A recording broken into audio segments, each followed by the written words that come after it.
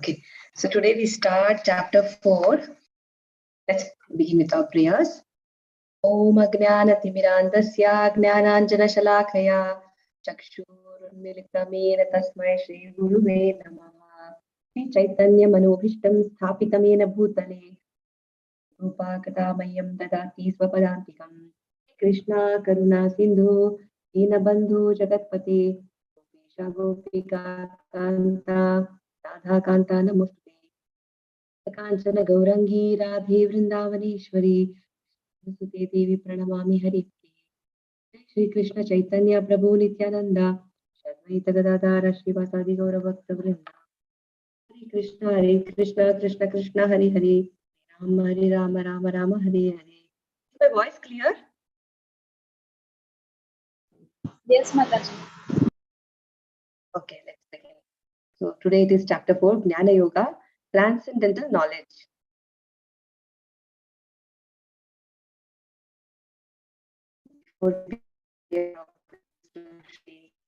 Radha Govinda and Srila Prabhupada. So chapter summary of third chapter, renunciation or action. So Arjuna asked, should he renounce or should he fight? Nishkama Karma Yoga, we discussed that. And then Karma Kanda to Karma Yoga, lead by example. Greatest enemy is, what is the greatest enemy that we discussed in third chapter?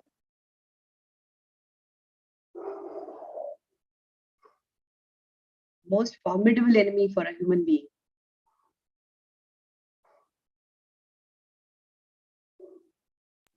Are you all able to unmute yourselves?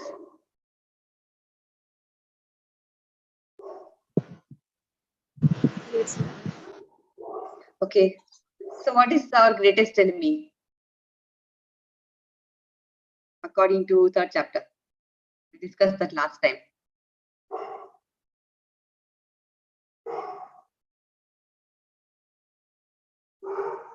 Everybody is so quiet. Okay. The Krishna prescribes action based on Nishkama Karma Yoga rather than premature renunciation based on Jnana Yoga. He says, he recommends Nishkama Karma Yoga. And he says, even if Arjuna is qualified for renunciation, he should still do Nishkama Karma Yoga to set an example for the rest of the society. And he said, lust is a formidable enemy on the path of yoga, and we have to conquer lust. How do we conquer lust? What did he say? Do you remember? How can we conquer lust? Krishna gave that information in the last shloka.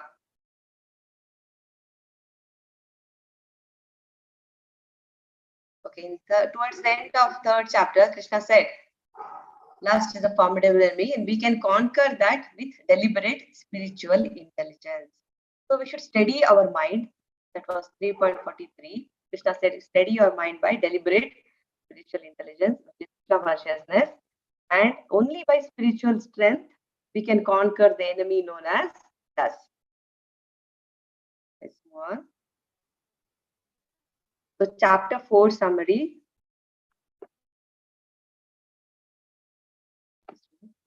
So section 1, knowledge about Krishna is transcendental knowledge. Evam Parampara Praptam. We learn how to acquire this knowledge through bona fide Parampara. And then Krishna as the goal of all paths and the creator of Varnashrama system. And section 3 deals with Karma Yoga. Section 4, sacrifices lead to transcendental knowledge. Section 5, summary of transcendental knowledge.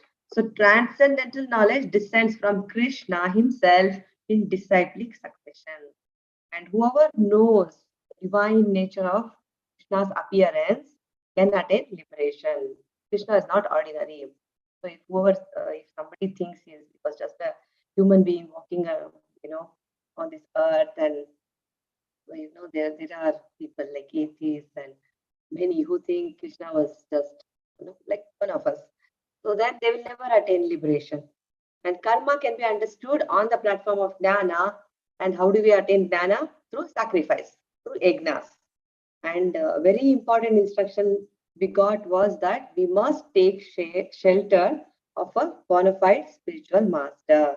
A guru is very, very important. So, section 1, transcendental knowledge about Krishna. The first 10 verses in this chapter deals with the history of Bhagavad-Gita and who Krishna is, why he appears and when. Importance of Parampara. The transcendental knowledge about Krishna should be received by disciplic succession. This reveals the truth about Krishna's form, his birth, and his activities. Knowing these truths, one can take shelter of Krishna and become purified and attain Krishna. Okay. So who would like to recite this verse?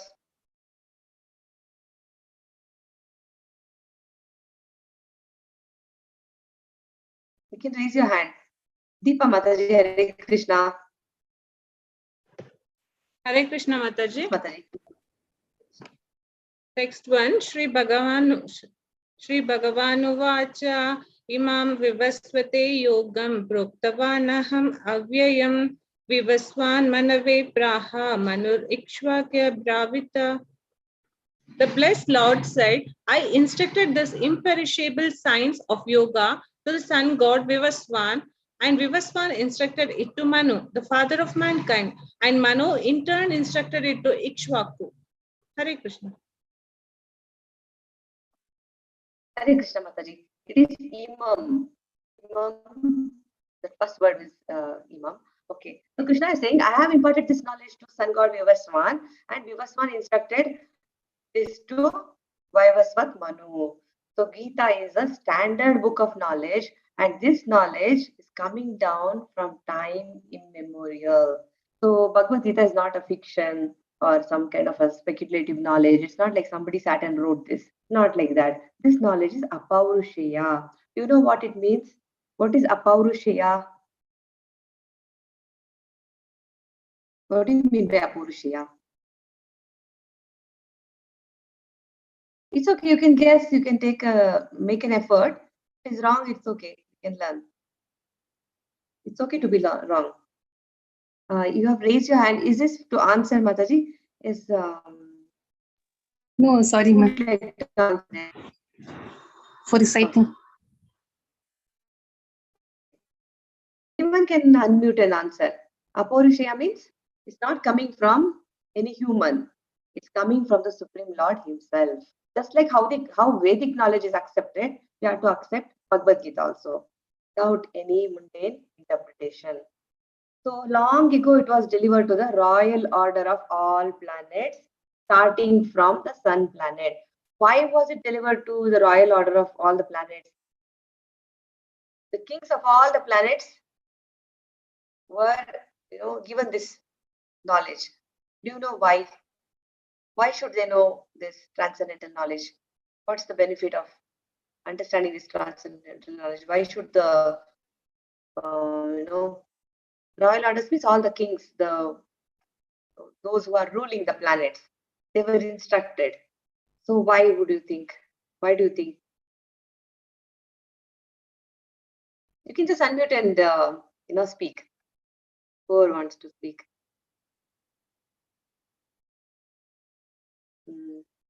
Everybody's so quiet. Or I'll just call some name. You can just give some answer.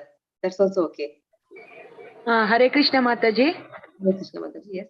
The knowledge was given to the kings because they are the ones who have to execute, or they are the ones who have to rule, and this knowledge should be passed on to the worthy, not the demonic people. So it is given to the people who are really they are the ones who are worthy of getting it, and who will be able to give it to the next people who are below them, and who can the really worthy. The knowledge is meant for those people who are supposed to have the urge for getting it, and they will use it for the good purpose for execution. So that's it. Hare Krishna.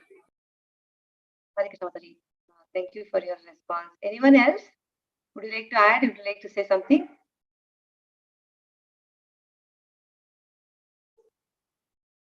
Who else would like to speak about this? See, the kings of all planets, what is their duty? They are supposed to protect the citizens. And if they know the science of Bhagavad-Gita, what will happen? They'll rule the citizens properly and protect them from material bondage of lust.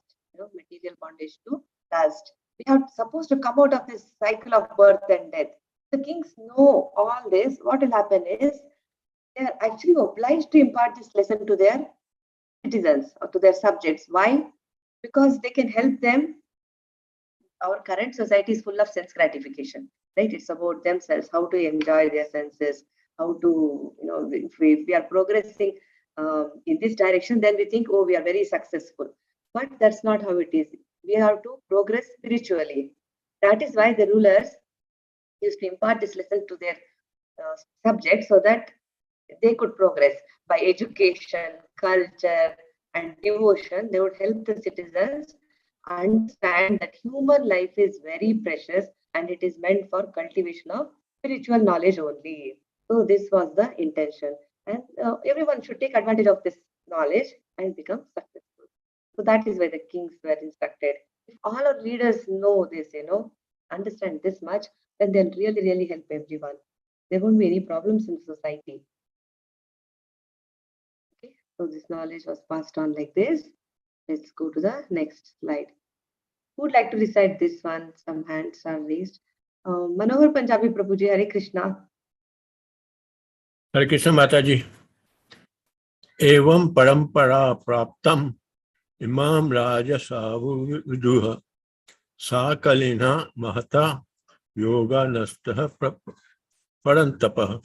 This supreme science was thus received through the chain of disciplic succession, and the saintly kings understood it in that way. But in course of time, the succession was broken, and therefore the science as it appears to be lost. Hare Krishna. So Bhagavad-Gita was not spoken for the first time on the battlefield of Kurukshetra. That's what Krishna is saying.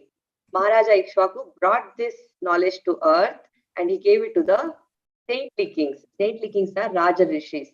That was given in disciplic succession. And this succession was broken in course of time. Krishna himself is saying the science appears to be lost. He's saying that.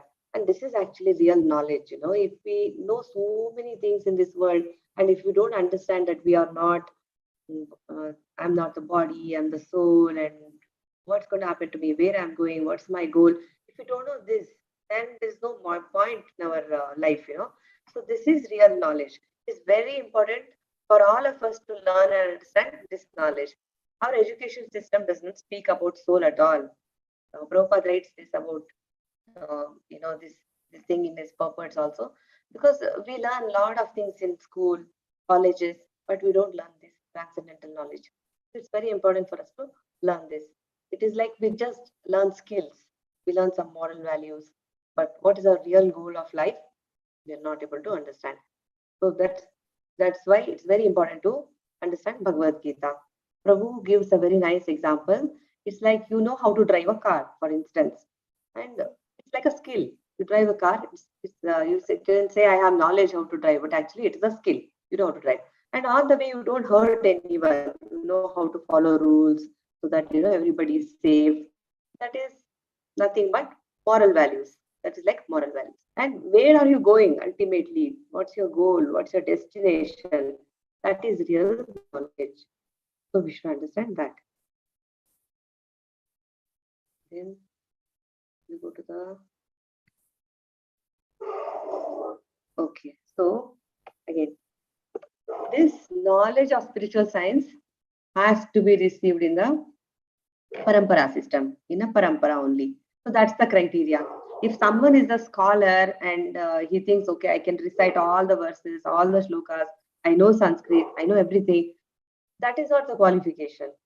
That is not how it is. You cannot just pick up the book and start learning on your own. We have to understand from a spiritual master who is coming from bona fide Parampara system.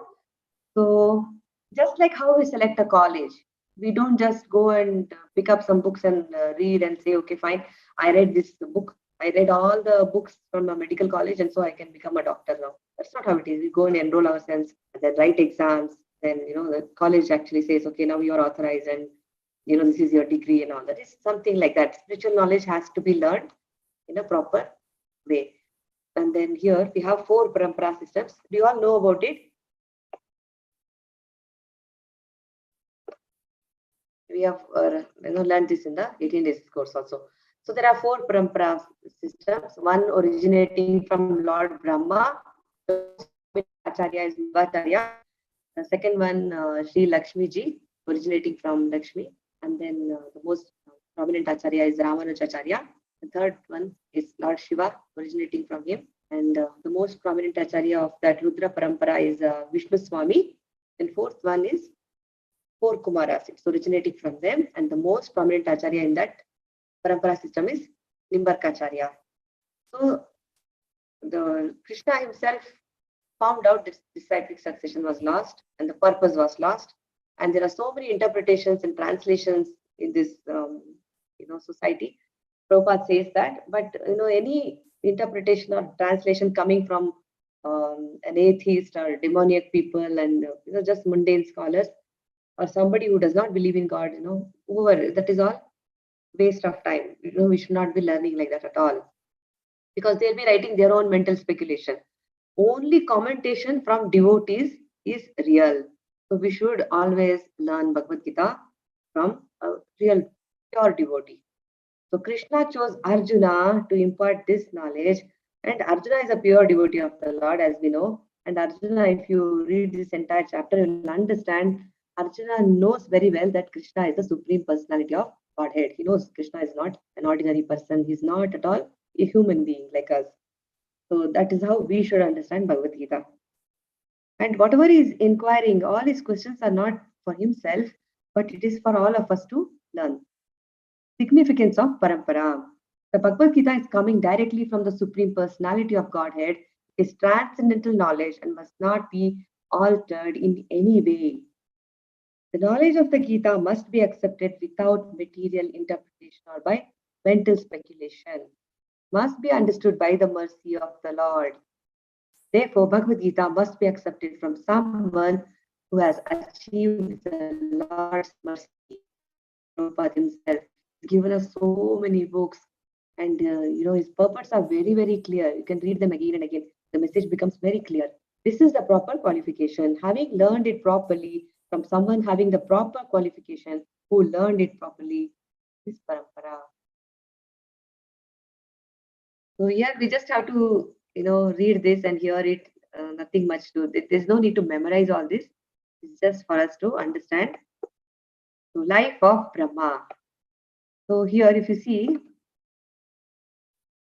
Kali Yuga is 4,32,000 years. If Kali Yuga is X, Dwapara Yuga is 2X, Treta Yuga is 3X, and Satya Yuga is 4X. So Kali Yuga is 4,32,000 years.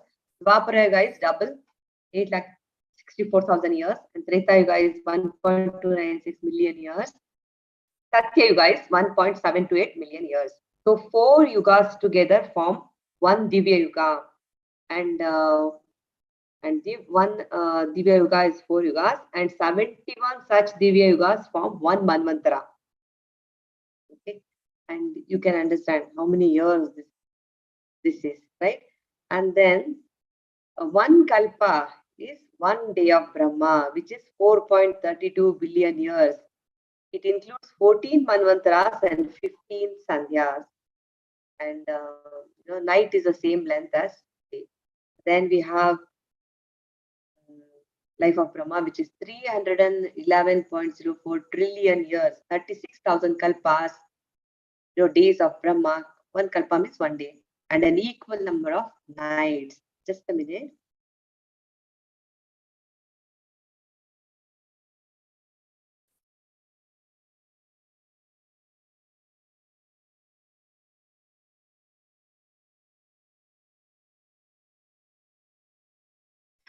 Okay. So this is how it is calculated. Let's move on to the next slide. So Life of Brahma.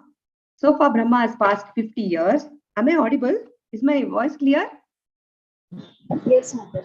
Yes, Mataji. Okay, 16 Manvantaras, 6 Manvantaras are over so far. So these many million years, 1851.4285 million years. Then 27 cycles of 4 yugas. So 116.6400 million years are over. Satya, Treta, Dwapara yugas, 3.888 million years are over. Time elapsed in Kali Yuga so far, 5,117 years. So life of Brahma based on this calculation is, so far this is his age. That's what it means. 155.522 trillion years are over. What's life of Manu? We'll see. Okay.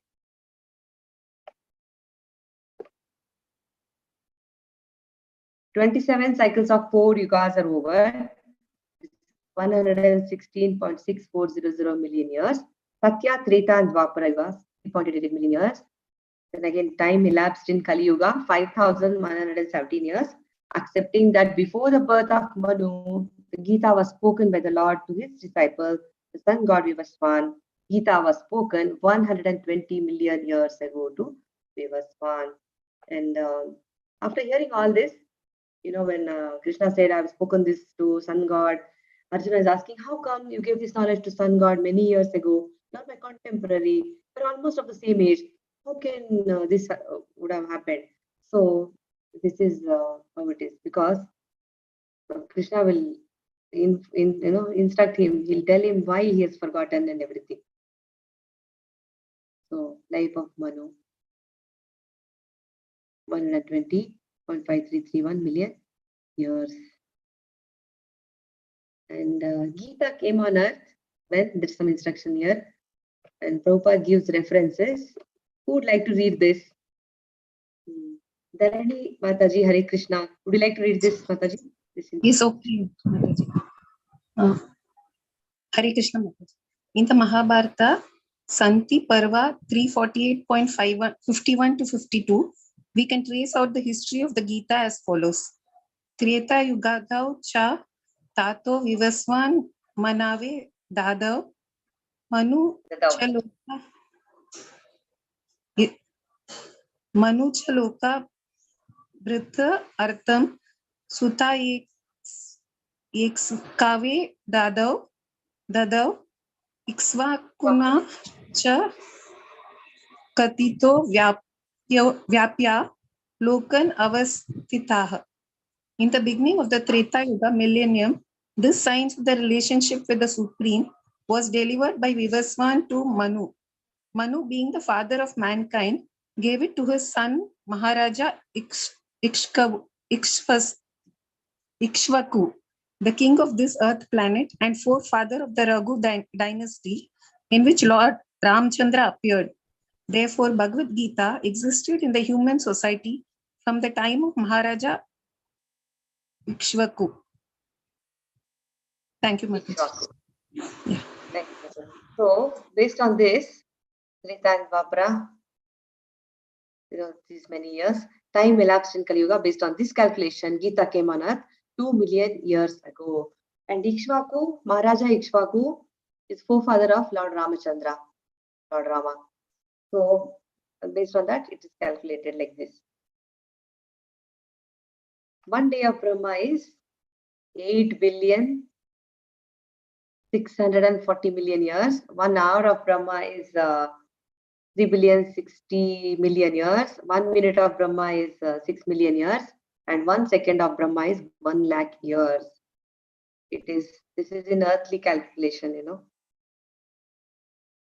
So you can understand how long Brahma lives. His days are so long, his nights are also long. He has a very long life. But he is like us, he after 100 years, he has to give up his body. He'll take another body. Or if he is a liberated soul, then he'll go back to the spiritual world. So who would like to recite this verse? Hare Krishna, Mataji. Okay, Mataji. Hare Krishna. Usha Pai Mataji. Go ahead, Mataji. Yeah. Sa evayam mayattetya yoga prokta puratanaha Bhakto sime saka cheti rahasyam hetat uttamam.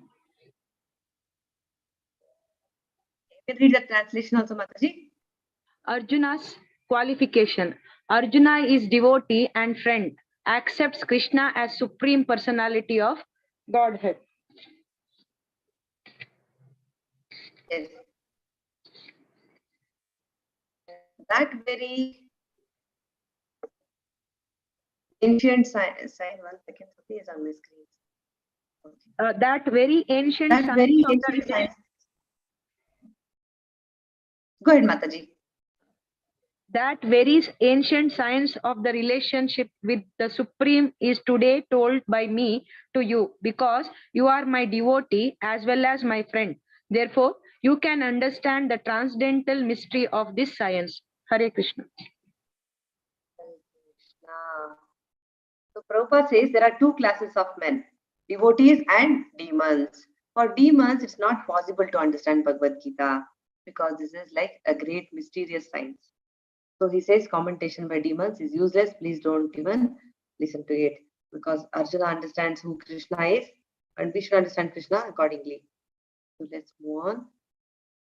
Others will be misled. Even Chaitanya Mahaprabhu says, Srila Chaitanya Mahaprabhu says, if you hear Mayavada philosophy, you will be like doomed. Mayavada bhashe sunile hoye sarvanasha. Okay, one more verse. Dharani Mataji, did you get a chance to recite? She had raised her hand. So Yes, Mataji. you got, so who would be Yes. next? Who would like to recite next? Yes, I will recite, Mataji. Okay. Manohar Panjai Prabhu hand does not raise. So next, he can recite next one. Thank you, Mataji. Yes, go ahead. Yes. Arjuna uvacha aparam bhavato janma param janma vivasvataha katham ethad vijaniyam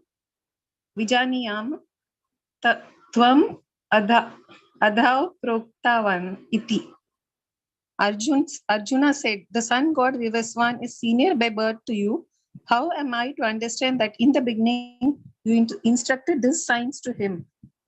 Bhagavad-Gita 4.4.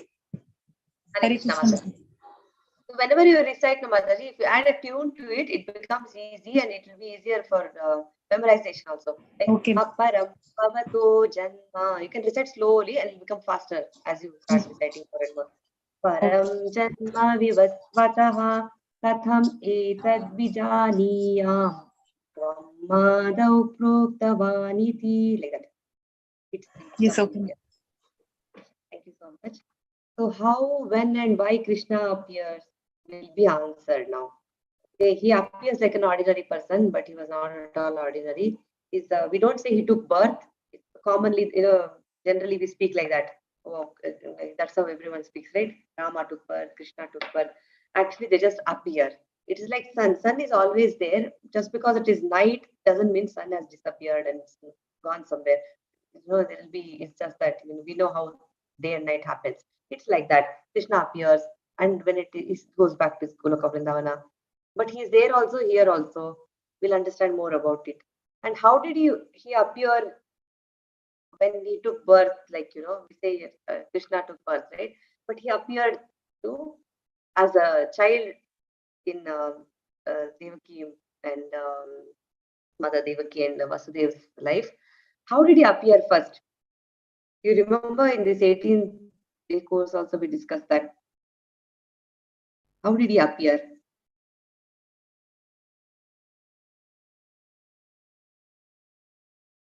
Devaki and Vasudev could see him in his four-handed form with decoration, opulence, and everything. He appeared as his, that form, and then he appeared as a baby. So he first appeared in the mind of Vasudev, then in the mind of Devaki, and then took birth. So it was like a special appearance. And usually when the baby is born, everyone has to, help the baby calm down, because we can't understand the baby can't understand us. It's like the baby cries, all that. But here, Krishna was telling his parents what to do. He was telling them, don't worry, I'm here, everything will be fine. So he was giving them instructions, how to conduct themselves, what they should do, where they should take him, everything he told them. So that's how he was. That was a special appearance. And then while he was on earth also, he performed lot of activities. Why does Arjuna question about his doubt? To defy demoniac and atheist people who say that Krishna is ordinary, wants Krishna to speak authoritatively. Now here, Arjuna is asking these questions, right, to him. So it's not because he has this doubt like, oh, I don't know about you or anything like that. Because there are many people who don't understand Krishna at all for them. And he's asking this question so that Krishna can speak by himself, directly coming from him. It makes, so he wants Krishna to speak authoritatively about himself. So that is why he's saying that. And Arjuna actually knows everything. Devotees actually relish hearing about Krishna. Whenever Krishna says something great, he says, speak, oh, speak, tell something more, I want to hear more. He's showing so much enthusiasm. So devotees are like that. And Arjuna is not at all envious of Krishna. Whenever Krishna says something, he says, oh, tell me more, Krishna. I want to know more about you. Imagine having a friend like that. Would like to hear about all our successes and feel so happy about it. So Krishna reveals his position. How could you tell Bhagavad-Gita to the sun god Vivaswan if he is senior by birth to you? And Parantapa, he is calling him Parantapa, O subduer of enemy, one who gives to others transcendental knowledge. Okay, let's see. So we should inquire submissively. Whenever we are learning something from a spiritual master, the questions have to be relevant and we have to be very submissive, not in a very arrogant way, not like cross-questioning or challenging or nothing. It should be very, very, like this. We should know that we are not as great as them. So it should be like that. Very submissively, we should hear. Because it happens that sometimes they challenge the speaker only. When somebody is trying to teach Bhagavad-Gita, they'll be like asking all kind of questions coming from their own mind. So you have to be very careful. That's why this information here. However great a person is, he'll never be equal to Krishna. That also we should remember. One more verse. Who would like to recite? Manohar Punjabi Prabhu, Hare Krishna. Hare Krishna Mataji. Bhagavad Gita 4.5. Shri Bhagavan Uvacha Bahuni mi vyatantani janmani tava Arjuna Tane aham veda sarvani natvam vetaha parantapa. The personality of God is said, many, many births both you and I have passed. I can remember all of them, but you cannot. O subduer of the enemy. Hare Krishna Mataji.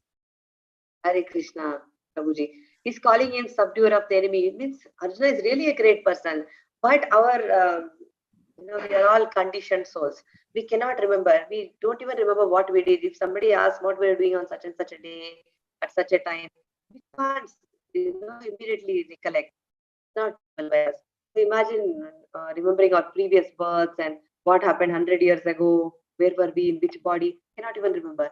So that's why he's calling him. He has a lot of material qualifications, Arjuna. In spite of that, we have limitations. Okay, and Vedas specify the Lord is one. Krishna is one only, without a second, but he manifests himself in countless forms. So many forms, his expansions, and we see so many expansions. So it is like Prabhupada gives this analogy, like a Vaidurya stone which changes color, but it still remains the same.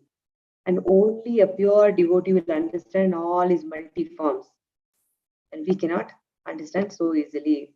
And but long ago, when Krishna was speaking Bhagavad Gita, Arjuna was very much present there, but he was present in a different capacity. Wherever the Lord goes, his close associates also go, to serve him. But it's just that they won't remember what happened. Because just like us, the moment we change our body, we don't know what happened in that body, like that. So that's the difference between us and the Lord.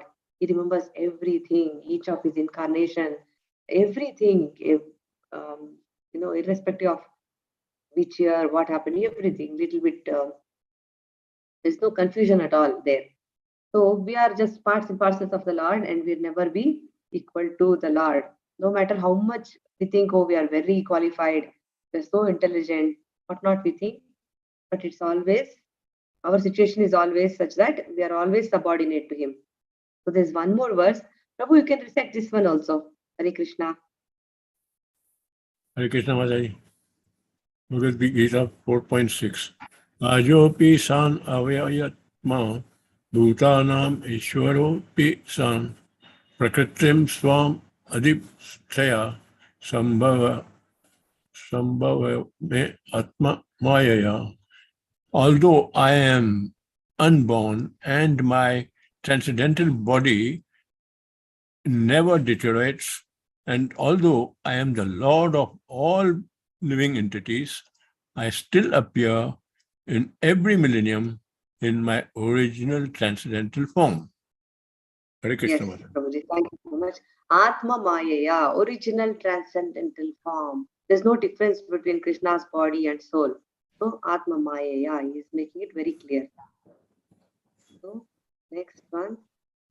So here we can see Krishna's form is spiritual, our form is temporary. So our soul is covered by the subtle body, and subtle body is covered by the gross body. Subtle body has false ego, intelligence, and mind. Then we are controlled by Maya. Krishna is controller of Maya. Krishna established the rule of Yudhishthira Maharaj. He annihilated so many demons like Kamsa and then all the Kauravas because their ruling was improper. They were not proper. So he punishes all these miscreants, but that is also his mercy because they all got liberated. He punished the miscreants by delivering them by his causeless mercy. Specific purpose of his appearance. What do you think? Why he could have sent anyone, right? He's so powerful. He does not need to appear himself. Why did he appear then? He could have sent anything. Just you could see in our society only one little coronavirus caused so much havoc. So for Krishna, it is no big deal. He could destroy anything just like that. Why did he appear personally? What do you think?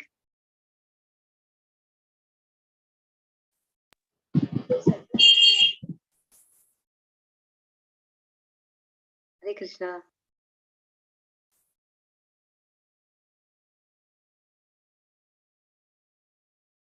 Hare Krishna. Everyone is so quiet. You can say whatever, Tell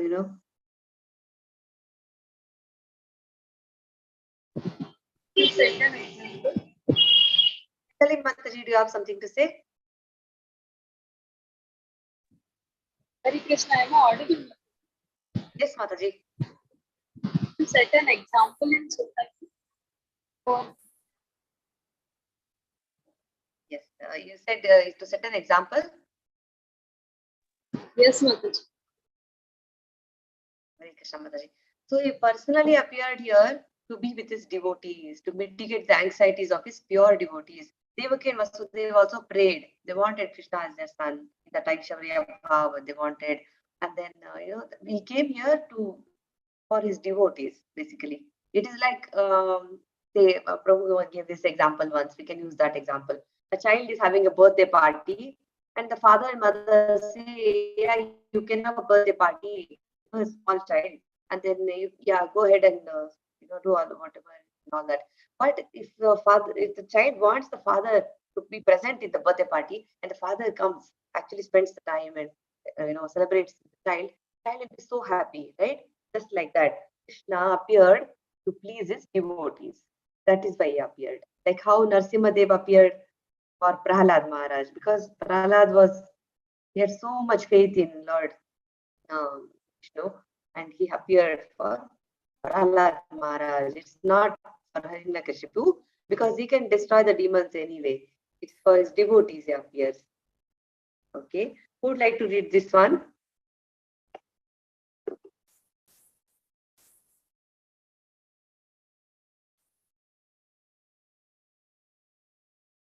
Chaitanya Mataji, Hare Krishna. Please go ahead and read, Mataji. Hare Krishna, Mataji. Am I audible? Yes, Mataji. There's some disturbance, but we can hear you. Hare Krishna. Difference between Krishna and the conditioned living entity. Krishna is eternal and remembers past, present, and future. That is Achyuta, never forgets, infallible. Conditioned living entity is eternal but forgets. Krishna remembers all birth because body does not change or deteriorate. Avyaya.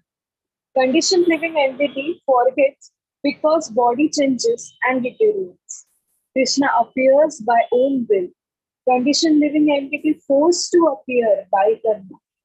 Krishna's body is transcendental. Conditioned living entity's body is material. Krishna, there is no difference between body and self.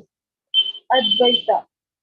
And conditioned body, the soul acquires an external body that is gross and subtle. Hare Krishna. Hare Krishna. Little disturbance though, but we could hear you. Okay. Then, so Krishna, you could make out the difference between Krishna and conditioned living entity. And he doesn't change bodies like us. He's Advaita, no difference between his body and himself. For us, it's not the same case. And he's Achyuta. What do you mean by Achyuta? Infallible. Who would like to elaborate? One who never makes mistake, Mataji. Who else? One Thank you, who Mataji. never falls from his place.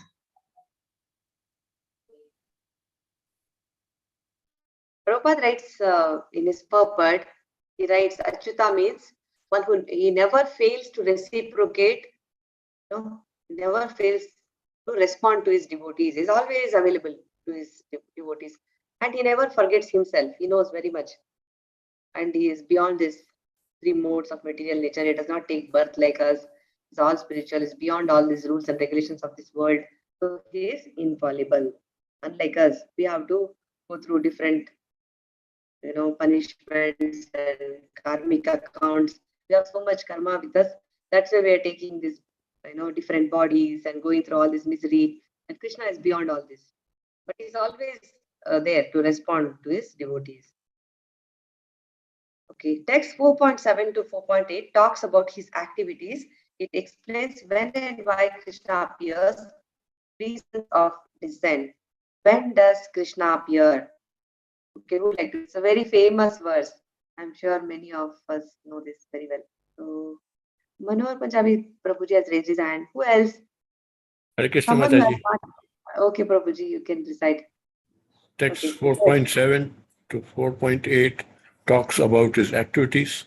It explains when and why Krishna appears, reasons of descent. When does Krishna appear? Bhagavad-Gita 4.7. Yada yada hi dharmasya glanir bhavati bharata abhyuthanam adharmasya tada atmanam sujjay aham. That's Manam. Yes, Prabhuji. Hare Krishna. So, yeah, translation also, Prabhu. Thank you so much. Whenever and wherever there is a decline in religious practice, O descendant of Bharata, and a predominant rise of religion, at that time I descend myself. Hare Krishna. Hare Krishna, Prabhu. But this is an external reason only. Krishna is so powerful, as we know. Internal reason is to please his devotees. And where do we find, he's talking about principles of religion, right? Where do we find the principles of religion? How do we know what is the principles of religion? What is the religion? Vedas, Where do we get that? Yes, in our Vedas, Mataji. They are found in the Vedas. Vedas are spoken by the Lord to Brahma into his heart, and so only the Lord can manufacture a system of religion. We cannot manufacture our own religions. We cannot say, I'll make my own religion. It's not how it is. Whatever he has given us, we have to just follow. Shastras are already there. We just follow the Shastra. That's all. We don't change that or don't manufacture. We should not be doing that. And because Shastras are without the 4 defects. Human beings have 4 defects. What are those? Those 4 defects? We have, in our previous classes also, we discussed this. We have imperfect senses, propensity to cheat, tendency of committing mistakes, and we have also, we are illusioned, certainty of being illusioned. So these four, imperfections are there, defects are there in a human being. But this is not written by a human being. This is not coming from anyone. This is coming from Lord himself. So only he can manufacture that. And whatever avatar is talking about, right? I appear in whatever form he appears, whatever incarnation. All these incarnations are mentioned in the Shastras. If somebody says, I am an incarnation of the Lord, and I am such and such a person, and on that, and if his name is not in the Shastras, not mentioned anywhere, then he is not an incarnation. We shouldn't be accepting that. Lord Buddha also was mentioned in the Shastras. There was a reason. Every incarnation has a purpose. There is a mission behind that, He appears for some reason. Like Lord Buddha appeared because materialism and violence against animals was getting rampant. So many animals were being killed, just because Vedas recommend sacrifice and all that. They took some part of Veda and said, okay, see, we can kill animals. And they were using that as an excuse to commit so many mistakes, so much violence. So Buddha appeared to tell them, don't worry about Vedas, just be non-violent. He was trying to change things. That's why he appeared. And Srila Chaitanya Mahaprabhu also, here his name is mentioned in the scriptures in a secret way. It is there actually. So we can test authentic incarnations. Why does Krishna appear? Okay, one more verse here. Who would like to recite? Somebody else can try. Okay, let's see. Deepa Mataji, Hare Krishna. Next one, Dharani Mataji can recite. Hare Krishna Mataji. Paritranaya sadhunam vinashaya cha dushkritam dharma samsthapanarthaya sambhavami yuge yuge. Hare Krishna. Mataji, you can read this. The translation also. To deliver the pious and to annihilate the miscreants, as well as to re-establish the principles of religion, I myself appear millennium after millennium. Hare Krishna. Hare Krishna Mataji. He appears the 28th millennium of the 7th Manu. Something is mentioned, but if he wants, he can change that. He can appear anytime he wants, even though there is, kind of like we know that he appears in one day of Brahma, he'll appear in the 28th Manu and all that. But if Krishna really changes his mind, he can appear whenever he wants because he's beyond all these rules and regulations. This is also a very important verse. Dharani Mataji, Hare Krishna. Hare Krishna Mataji. Bhagavad-Gita 4.9 Janma karma cha me divyam evam yo veti tattvataha tyatva deham punarjanma naiti mam etiso Arjuna. One who knows the transcendental nature of my appearance and activities does not, upon leaving the body, take his birth again in this material world, but attains my eternal abode, O Arjuna. Thank you, Mataji. Hare Krishna Mataji. Thank you so much. So this is one of the most important verses of Bhagavad Gita. Why? Because it is said this is a golden verse. Why are we putting so much effort in understanding Krishna? Why? Because if we understand this verse, we understand Krishna, we can really get out of this cycle of birth and death. All the miseries, everything will end. So knowing means understanding, realizing Krishna. Krishna is imperishable. He's full of knowledge. He's eternally blissful. And many people cannot understand spiritual existence at all. They're so much materially attached, but they cannot even understand what is spirituality, what is spiritual existence. You can see so many motivational speeches are there. So many people have written all kind of biographies and whatnot. We can read them again and again. But there's no eternal benefit coming from those speeches or anything. We get some inspiration, but it will in long term, it will not, because it will not solve our real problems in our life. And main problems are birth, death, old age, disease. This will continue. If we take a new body, this will also continue. Birth, death, old age, disease. We have to keep on continuing this. So there are so many miseries we go through. So none of them can solve. Only this knowledge, transcendental knowledge can help us understand that we are all spirit souls and what can we do now to, come out of this misery. So once we know this will give us protection after death also, because we can think only about right now. Okay, I'm living this life. I have so many problems I'm going through. I have to solve this. I have to solve that. I think only this. But after death, there is something more. We have to face so many other things. So we can be well prepared for that life also. So that is why we should know where we are going, what kind of body we are getting, what's going to happen next. So that information also becomes very important. So all this knowledge will help us to regulate our senses and will also attain eternal peace. So this is where the real peace lies. We talk about how we make this world a very peaceful place and all, right? Without Krishna consciousness, we cannot become peaceful. It is not at all possible. So Saheli Mataji, Hare Krishna, please practice Mataji. Hare Krishna Mataji, Dhanvat Pranam. Bhagavad-Gita 4.10. Vita Raga Bhaya Krodha Manmaya Mam Upashrita Bahavo Janana Tapasa Puta Madbhayam Bhavam Agata. Being freed from attachment, fear and anger, being fully absorbed in me and taking refuge in me, many persons in the past become purified by knowledge of me, and thus they all attain transcendental love for me. Hare Krishna Mataji. Hare Krishna Mataji. This is Jnana. This is Jnana Tapasa Mataji. Vita Raga Bhaya Krodha Manmaya Mam Upasritaha Bahu Jnana Tapasa. That's what it is. So Krishna can be fully realized by his pure devotees, and to know Krishna, this is the eligibility criteria: to be free from attachment, fear and anger. Raga means material attachment. Like there is negligence of spiritual life. There's so much attachment to materials and all matter. They think, oh, there's so much to enjoy in this world and no time for spirituality. That is their condition. That is Raga. Vita Raga Bhaya Krodha. One who has given up all this only can understand Krishna. Bhaya means fear. Fear of spiritual personal identity. Because we are in this body, we are going through so much pain and so many problems. So the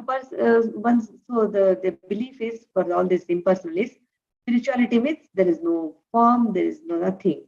So they think God is just energy, he is not a person. So they have this fear of some identity. So we just go merge. After birth, you just give this body. Their idea of liberation is just merging into some side, just hanging in there. No need of no thoughts, no feelings, just peace. That's how they think. But that is not true. There is activity after birth or after death also. In the spiritual world also, everybody is busy. There are activities to be performed there also. It's not like they just hang in there. So Krishna gives them a chance. If that's what they want, he'll just take them into this Brahma Jyoti and they'll hang in there. But they have to fall down again. They'll take birth again, at some point of time they'll fall down. That's not the eternal place for them. Then Krodha means anger, frustration, because they're so confused. They have so many different philosophies and they have this conception of void and all this thing, some kind of imagination they have. And whenever they face some reverses, some problems, they'll think, oh, even more frustration. So that is why Vita, Raga, Bhaya, Krodha. If you give up Bhaya, Krodha and Raga and all that, only then we can progress. That is what it means. So we have to be free from all these contaminations. Only then we can take shelter of Krishna. Different degrees of affliction. Raga, strong attachment to material life, leads to negligence of spiritual life. Bhaya, fear of personal spiritual identity. For them, merging into impersonal is the highest. Because they are too absorbed in material, bodily concept of retaining personality after liberation from matter frightens them. Happiness means no body. They don't even means there's no form, there's nothing. That is what they think. Impersonalists compare living entities to the bubbles in the ocean, which merges into the ocean. There's no merging happening there in the spiritual world. These impersonalists can reach the Brahma Jyoti, but actually in the spiritual world, nobody is merging into each other. Like Arjuna is not merging into Krishna. Krishna is not going to merge into Arjuna. Arjuna will have his own identity. Krishna has his own identity. It's like Arjuna were very much present so many millions of years ago also, forgotten. That means they were always separate, right? So we own identities. Will never merge into each other. So that concept is wrong. Krodha, conception of void, resulting from frustration of life. Become angry at all sorts of spiritual speculation out of hopelessness. They take two intoxications. They feel like, oh, they take intoxications, they'll feel happy. They'll say, oh, I can drink lots of wine, beer, whatnot. I'll become so happy. I'll take drugs, then I can be. It's all because of frustration. They don't know what they're doing, basically. Mode of ignorance. They accept hallucinations as spiritual vision. Okay. Applying transcendental knowledge. By hearing about Krishna, many persons in the past became purified and attained love for Krishna. They attained love for Krishna because this was their desire and Krishna fulfilled it. What if someone takes shelter of Krishna with something other than a desire to achieve transcendental love for him? So text 4.11 explains Krishna's reciprocation with such category of souls. As all surrender unto me, I reward them accordingly. Everyone follows my path in all respects. O son of Pritha, I get the concept of God based on how much I am ready to willing to surrender. So he's telling, O son of Pritha, as all surrender unto me, I reward them accordingly. Everyone follows my path in all respects. So I get the concept of God based on how much I am ready to or willing to surrender. Based on our degree of surrender, Krishna will respond. Okay, that's what it means. Whatever desire we have, he is going to fulfill accordingly. Okay, this is the verse. Who would like to recite this one?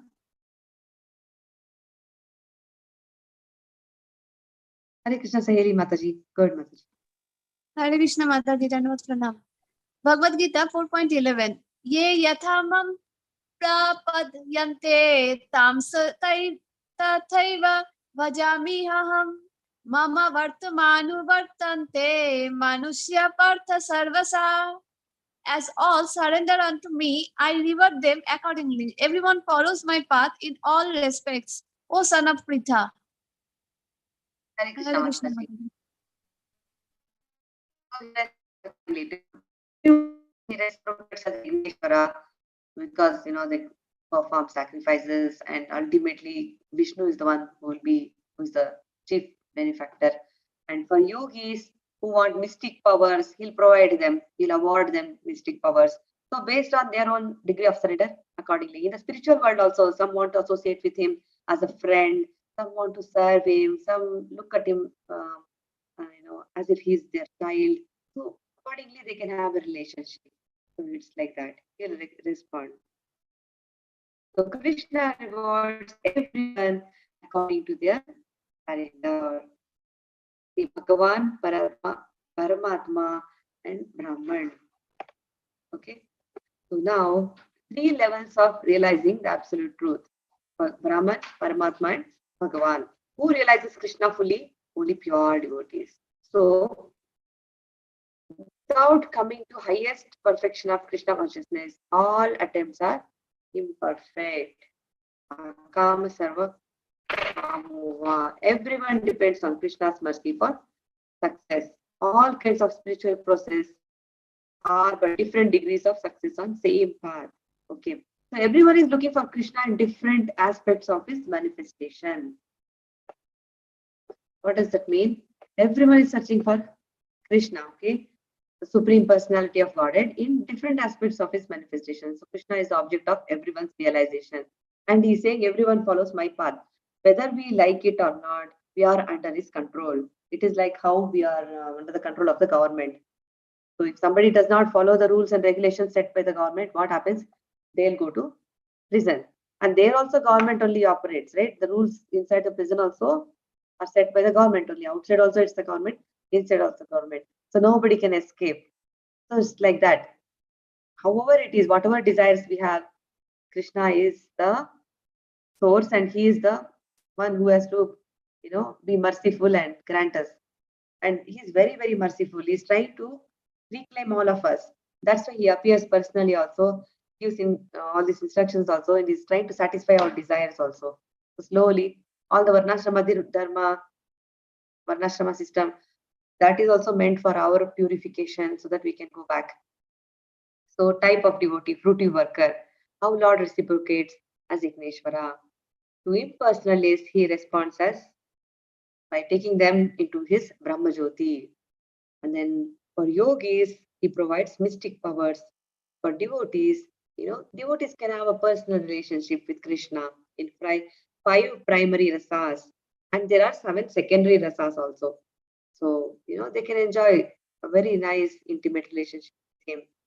Like how in the forest of Vrindavan, all these cowherd boys and girls, they played with Krishna. They had enjoyed so much, they had so much fun with him. And Mother Yashoda also, she enjoys, relishes that relationship, right? For her, Krishna was like, she couldn't think anything beyond Krishna. 24 hours she was thinking only about Krishna. So that is the sweetness of the relationship. That's how devotees enjoy. So actually we finished half the chapter. We can do the rest in the next session. We'll do this one and then stop. So who'd like to recite this one? Okay, Deepa Mataji, Hare Krishna. Go ahead, Mataji. Hare Krishna Mataji. Kankshantha karmanam siddhim yajanta iha devataha Shipram hi manushe loke siddhir bhavati karmaja. Men in this world desire success in fruitive activities and therefore they worship the demigods. Quickly, of course, men get results from fruitive work in this world. Hare Krishna. Hare Krishna, Mataji. So people approach demigods because they have some kind of material desires. So that's what this is saying. Men in this world desire success in fruitive activities. Therefore, they worship the demigod. They go to demigods, say, give me this, give me that. That's how it is. It's like a business deal. Give me this and I'll give you that. Let's say that also. You give me this, I'll give you a sari and big like that. So definitely they get their results because demigods help them. Because that's their, that's why they are there, to satisfy our desires and everything. But they also cannot sanction anything without the Lord's, he has to he's the one who sanctions and they just facilitate. If the Lord does not sanction, if he says no, then they also cannot help. But most of them are very, very merciful. They do help. And people take shelter of the demigods for that sake. But this is not bhakti. Real bhakti means there is no business there. Like Prahlad Maharaj said, when Narasimhadev asked him, tell me what you want. I want to grant you something. You're such a pure devotee, such a great child. What do you want? And Prahlad Maharaj said, I don't want anything. It's not like he does not worship the Lord or think his glories because he'll get something in return. His was pure love. He loved God just for the sake of loving him. So that is love. That is pure love, right? There's no business. You give me something, I'll give you something. That is not love. So that is how it is. But this is how people approach demigods. So we can stop here. And many people don't take shelter of Krishna or demigods also. They think, oh, okay. Especially Krishna, they don't want to take shelter because they think they can be happy in this. They're very happy and they can be happy in this material creation. But Krishna knows, okay, they don't know what they're doing. So let me reclaim them.